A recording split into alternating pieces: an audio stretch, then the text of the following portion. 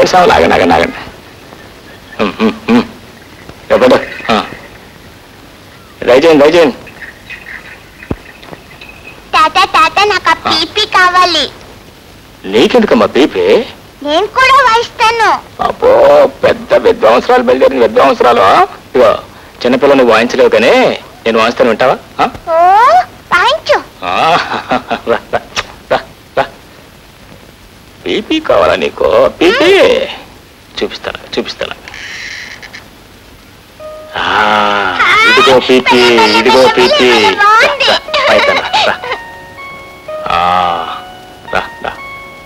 కూర్చో. భాష పెట్టి చూడాలా? వాయించు.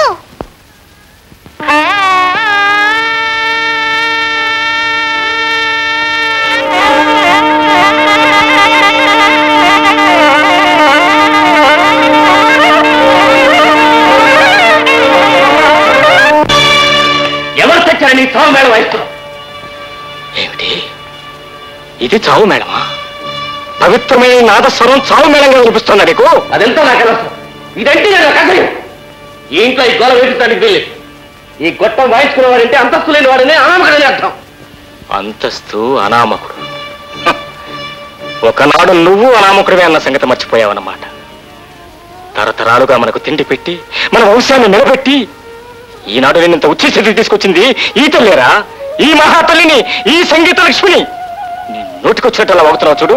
నీకు పుట్టగత ఉండవరా పాపిస్తువాడా? ఈ బెదిరింపులకెళ్ళి ఇదిగా ఇప్పుడే చెప్తున్నాను, ఇంకెప్పుడన్నా ఈ సన్నాయి ముట్టుకున్నావు ఏం చేస్తావు? ఇది నా ప్రాణంలో ప్రాణం. దీన్ని ముట్టుకోవద్దని శాసించే హక్కు అధికారం నీకే కాదు, ఈ లోకంలో ఎవరికీ లేదు. నా ఇష్టం వచ్చినప్పుడు వాయిస్తాను, నా ఇష్టం వచ్చినట్టు వాయిస్తాను. సరే, నీ ఇష్టం వచ్చినట్టు వాయించుకో, నీ ఇష్టం వచ్చినట్టు వాయించుకో. కానీ ఇక్కడ మాత్రం వెళ్ళి ఇక్కడికి తక్షణ వెళ్ళొచ్చు.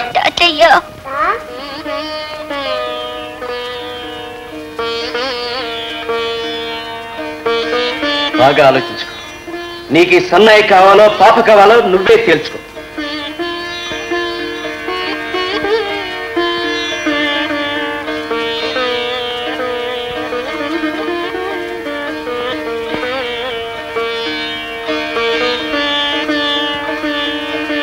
అడుగు తాతయ్య.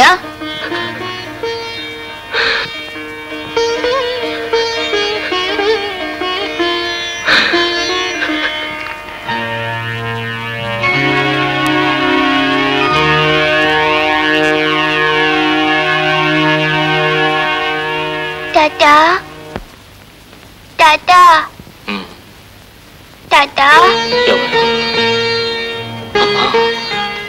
నువ్వు తల్లి,